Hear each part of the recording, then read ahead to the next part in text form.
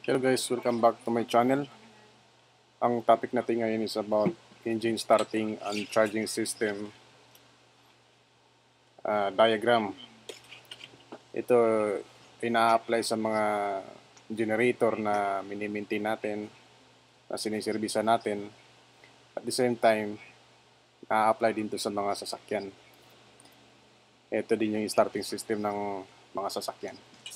So, meron ako ditong maliit na video. Bago natin i-play, discuss muna natin about itong mga component niya. So, ito may battery, alternator, ignition switch,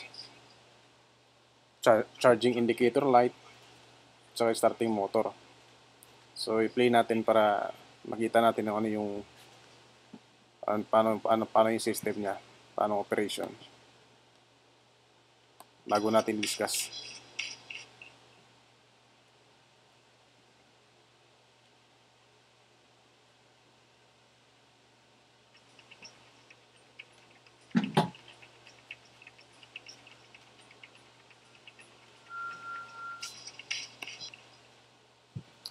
So yun yung naging operation niya.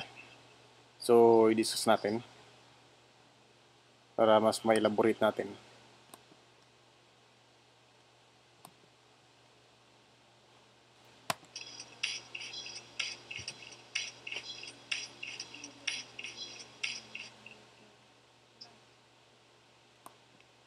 So at this point guys, yung ignition switch natin ay naka-on position na. Naka-on position na siya pero hindi mo pa siya totally ini-start. So at this case, na naka-on position siya, dapat iilaw itong charging indicator nyo. Kasi pag dito umilaw, kung hindi man basta itong ilaw nyo, maaaring yung battery nyo ay may problema. Kaya umiilaw to kasi yung isang wire nito ay naka-attach doon sa body ng alternator. Which is yung body ng alternator naka-attach din sa ground. And then yung negative side ng battery naka-attach din sa ground. So, at this position na naka-on position pa lang siya, hindi mo pa siya in-start, iilaw yung charging indicator. Normally, iilaw yung charging indicator. So, tuloy natin yung video. Yan.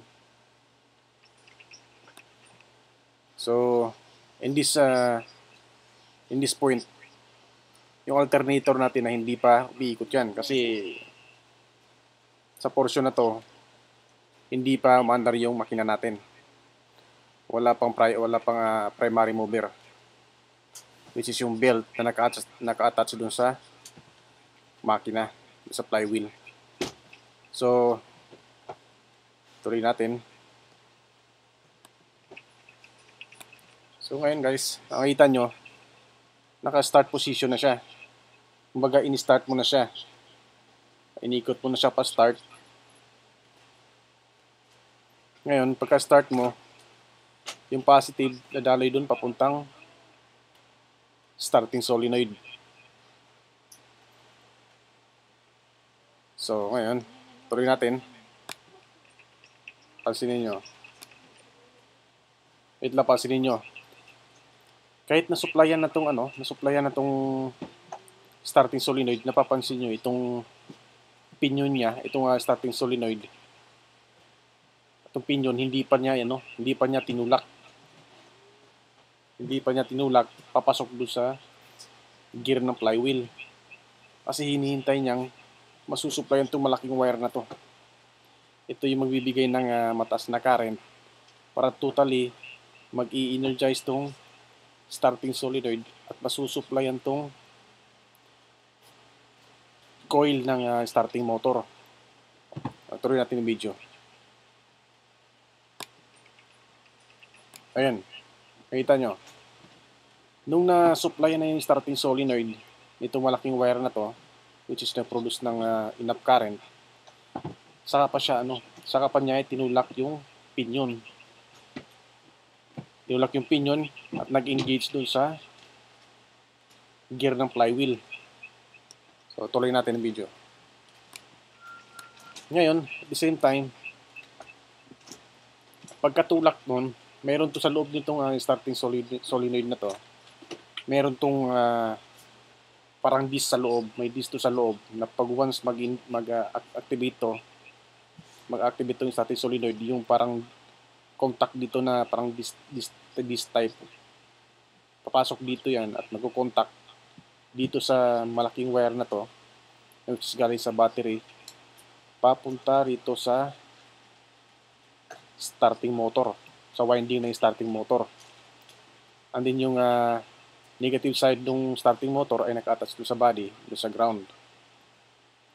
At yun yung magpuproduce ng current para iikot tong starting motor nyo. So, back natin ng konti.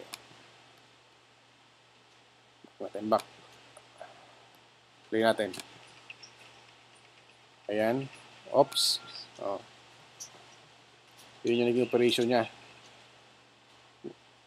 Hihintayin niya magka-supply itong malaking wire na to, which is nagpo-produce ng enough current para masupplyan itong starting solenoid. Mag-in-adjust yung starting solenoid, itutulak niya yung pinion, mag-i-engage sa flywheel.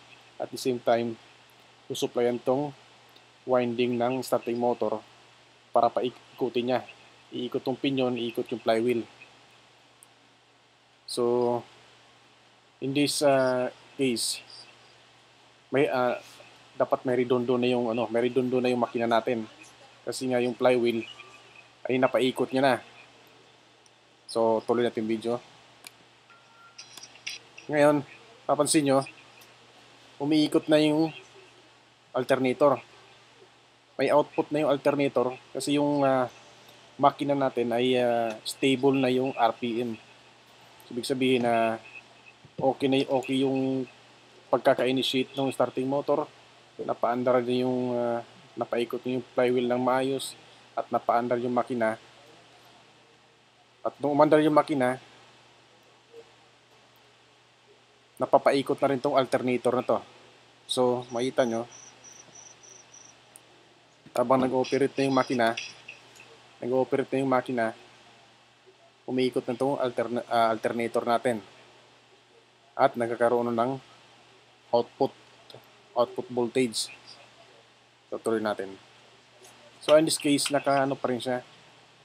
Naka-start position pa rin siya, hindi mo pa siya binitawan.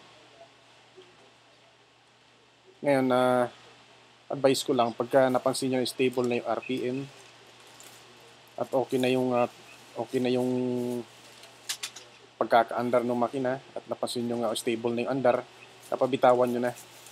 Huwag nyo bagalan kasi isa din yun sa cost na pwedeng kasira ng pinion. Kasi pag hindi mo to bitawan, tuloy-tuloy na naka-engage pa rin to. So pagka napansin nyo stable na yung andar, stable na yung RPM, bitawan nyo na.